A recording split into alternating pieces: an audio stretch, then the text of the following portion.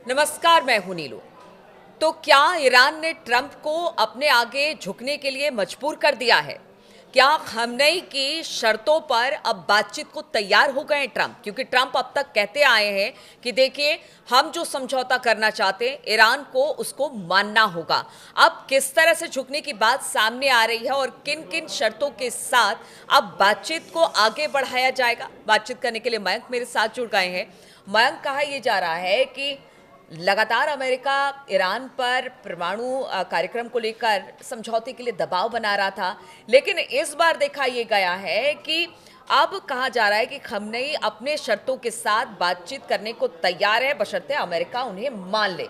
किस तरह से झुका है, किस तरह से शर्तें खamenei की तरफ से रखेंगे, क्या बातें हैं जो कि ट्रंप अपनी तरफ से कह रहे थे और खamenei अपनी तरफ से कह रहे हैं? आप ये जिस शब्द का प्रयोग कर रही हैं, ये पिछले 24 घंटे में सोशल मीडिया में इसकी चर्चा हो रही है। इंटरनेशनल मीडिया में ये कहा जा रहा है कि खामेनी ने आखिर वो कर दिखाया जो वो करना चाहते थे और उन्होंने अमेरिका को झुका दिया।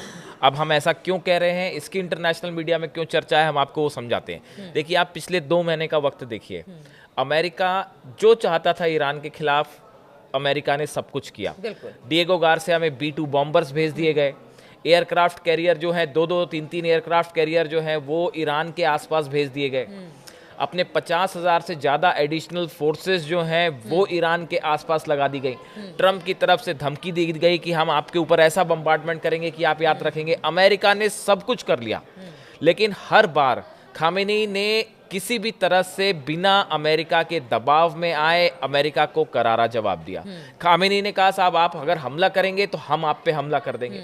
ईरान की तरफ से कहा गया, अगर आपके डिएगो गार्सिया में B-2 बॉम्बर्स है तो हम पूरा डिएगो गार्सिया उड़ा देंगे। उन्होंने कहा कि साहब अगर आपके पास फाइटर प्लेन्स हैं तो हमारे पास मिसाइल्स हैं। उन्होंने मिसाइल सिटी दिखा दी।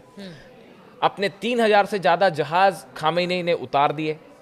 ये जो स्ट्रेटेजी थी खामेनी की, ये अब काम करती दिखाई दे रही है। और एक नया डेवलपमेंट हुआ है, ये बहुत बड़ा डेवलपमेंट है और शायद हम सबसे पहले इसको अपने दर्शकों के सामने रख रहे हैं।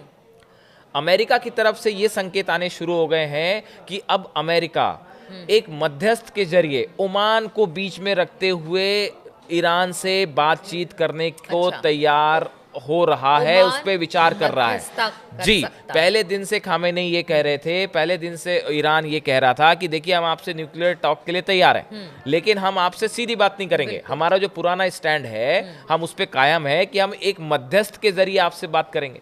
अमेरिका इस बात को राजी नहीं था। अमेरिका कह रहा था आप हमसे सीधा बात करिए, हमारी शर्तों पे बात करिए। उसके लिए ईरान तैयार नहीं था। खामेनी ने अपनी शर्तें रख दी थी। एक लेटर जो ट्रंप की तरफ से भेजा गया था, उसका जवाब ईरान ने लेटर से दे दिया और उसने बता दिया कि भाई हम पहले मध्यस्थ के जरिए बात करते हैं, अब भी करेंगे। उसके लिए अमेरिका तैयार नहीं था। उसके बाद अमेरिका की तरफ से ट्रंप की धमकियां आने लग गई।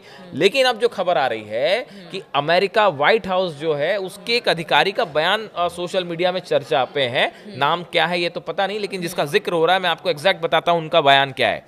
After the exchange of letters we are now exploring next steps in order to begin conversation and trust building with the Iranians. कि भैया, हम अपने ये लेटर्स के आदान प्रदान के बाद हम अब ईरान के साथ शांति के दिशा में आगे बढ़ के बात करना चाह रहे हैं। तो अमेरिका को, ट्रंप को ये बात अच्छी से समझ में आ गई है। पिछले 15 दिनों में जो डेवलपमेंट हुए, जिस तरह से रूस ने सपोर्ट किया, रूस की तरफ से एक और बयान आया है पुतिन की तरफ से कि अगर ईरान के न्यूक्लियर इंस्टॉलेशंस पे हमला किया तो ये ठीक नहीं होगा। चीन और रूस की बैठक हुई है ईरान के समर्थन में। उस तरफ से किम जोंग जो है वो अपने ड्रोन्स देने के लिए ड्रोन्स दे चुके हैं। तो ऐसी स्थिति में जो खामेनी ने एक मजबूती दिखाई, ईरान ने जो मजबूती दिखाई है, अब वो रंग लाने लगी है। और हो सकता है कि अगले 24 से 48 घंटे में इस तरह की कोई खबर आए कि अमेरिका जो है वो ईरान की शर्तों को मानते हुए, एक मध्यस्थ को बीच में रखते हुए वार्ता आगे, बातचीत के लिए आगे बढ़ गया। ये एक बड़ा डेवलपमेंट है। ठीक है मयंक, एक बात बताइए, चूंकि हम लगातार ये कहते रहे कि अमेरिका की धमकी, और देखिए ट्रंप के बारे में तो हम कहते ही रहे कि बड़ा अनप्रेडिक्टेबल है ट्रंप, कभी भी कुछ भी बोल देते हैं, बाद में उनको बैकफुट पर लौटना पड़ता है। जैसे हमारे दर्शक भी जो कमेंट्स करते हैं उसके बारे में भी चर्चा कर लिए। उनका कहना है कि देखिए वॉर होकर रहेगा, ये चीज़ है, लेकिन हम फैक्ट्स अपने दर्शकों के लिए लेकर आते हैं। जो भी डेवलपमेंट होता है हम उन्हें बताते हैं। यानी कि अब एक बार जिस तरह से युद्ध की तैयारी में, चाहे वो अमेरिका हो, ईरान हो, उसके सपोर्टिव देश हो, वो सब जुट गए थे।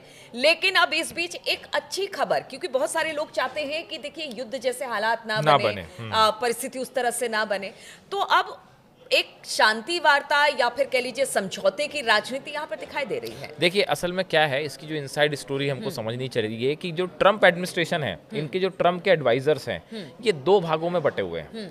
एक का कहना ऐसा है कि ईरान के साथ, ईरान जो कह रहा है कि भाई ओमान को मध्यस्थ रखते हुए हम बातचीत शुरू कर दें, वो बातचीत करनी चाहिए। ट्रम्प के आधे एडवाइजर्स ये कह रहे हैं कि ये बातचीत का फायदा नहीं होगा, ईरान के ऊपर हमला कर देना चाहिए। तो अब ट्रम्प की स्थिति ऐसी है कि आधे लोग, आधे एडवाइजर्स उनके कह रहे हैं कि भाई आप बातचीत करिए, आधे कह रहे हैं कि हमला कर देना चाहिए। अब इन पूरे हालात में देखिए बड़ा मिलिट्री बिल्डअप हो चुका है दोनों तरफ से। मतलब देखिए क्या हो रहा था कि शुरू में, देखिए पहले तो दो बात समझनी पड़ेगी कि ट्रम्प जो है, ट्रम्प जब पिछली बार सत्ता में आए थे तो 2015 की जो ईरान के साथ न्यूक्लियर डील हुई थी, इससे वो पीछे हट गए थे और उन्होंने ईरान के ऊपर बड़े सैंक्शंस लगा दिए थे कि भाई प्रेशराइज करें ईरान को। अब इस बार ईरान का कहना ही ऐसा था कि भाई हम आपके साथ डील कर लें, उसके बाद आप कल को इस डील से हट जाओगे, या आप जो है जिस तरह से आप धमकियां दे रहे हो, तो आप धमकी देने के दौरान कैसे आपसे बातचीत हो सकती है? आप कह रहे हो कि हम आपको खत्म कर देंगे, ऐसे में हम कैसे बातचीत कर सकते हैं? तो ईरान अपनी जगह, ईरान की अगर एज ए कंट्री देखा जाए तो उन्होंने अपनी संप्रभुता दिखाते हुए खामेनेई ने ये कहा भाई कि हम किसी दबाव में आके आपसे डील नहीं करेंगे, हम अपनी शर्तों पे, अपने हिसाब से जो हमको लगता है हम उस पर बातचीत करेंगे। अब देखिए एक बड़ा डेवलपमेंट यहाँ पे ये है कि इलाके में एक तो बड़ा मिलिट्री बिल्डअप हो गया, इसमें कोई शक नहीं है। ट्रंप ने ये सोचा था शायद कि हम अगर मिलिट्री प्रेशराइज करेंगे ईरान को, तो शायद ये हो सकता है कि ईरान दबाव में आ जाए और हमारी टर्म्स पे डील हो जाए। ऐसा हो सकता है कि अमेरिका ने सोचा हो, या कुछ एडवाइजर्स जो हैं ट्रंप के, उन्होंने ये सोचा। लेकिन जिस तरह से खामेनेई और ईरान ने रिएक्ट किया, इसकी उम्मीद शायद अमेरिका को या कई यूरोपियन कंट्रीज को नहीं थी कि इतनी सारी मिसाइल्स का प्रदर्शन हो जाएगा, शिप्स, वॉरशिप्स उतार दिए जाएंगे और खामेनी की तरफ से लगातार ये बयान आ जाएंगे कि भाई हम नहीं डर रहे, रूस से समर्थन मिलने लगेगा, चीन से मिलने लगेगा। तो एक बात तो ये समझनी पड़ेगी भाई कि अब ईरान वो वाला ईरान नहीं है जो आज से 20 साल पहले था। ईरान भी इसकी बात की तैयारी में लगा था कि आज नहीं तो कल लड़ाई हो सकती है, स्थिति बनेगी। बिल्कुल। तो अब जो हालात ये हैं कि जो अमेरिका की एक दबाव डाल के काम करवाने वाली नीति थी, उसमें खामेनेई उसमें दबाव में नहीं आए, ईरान उस दबाव में नहीं आया। ईरान ने भी अपना पूरा शक्ति प्रदर्शन किया जितना कि अमेरिका कर रहा है। अब इस स्थिति में एक वॉर में जाना, देखिए इस समय पूरे वर्ल्ड में इकोनॉमिक स्लोडाउन का खतरा मंडरा रहा है। ऐसी स्थिति में ईरान के एक ऐसी कंट्री के साथ वॉर करना जहां पे सबसे बड़ा ऑयल एक्सपोर्टर है, जहां पे इतना बड़ा ऑयल का भंडार है, अगर आप उस पे स्ट्राइक करते हैं और वॉर हो जाती है, तो आप समझिए यूरोप की क्या हालत होगी, अमेरिका की इकोनॉमी की क्या हालत होगी और दुनिया में क्या हाहाकार मचेगा। तो इतना आसान नहीं है ट्रंप के लिए कि हमला करना। बिल्कुल। तो ट्रंप ने आंख जरूर दिखाई, ट्रंप ने जताने और बताने की कोशिश की कि देखिए ईरान से हम किसी तरह का कोई समझौता नहीं करेंगे, लेकिन अब स्थिति परिस्थिति कुछ इससे उलट दिखाई दे रही है।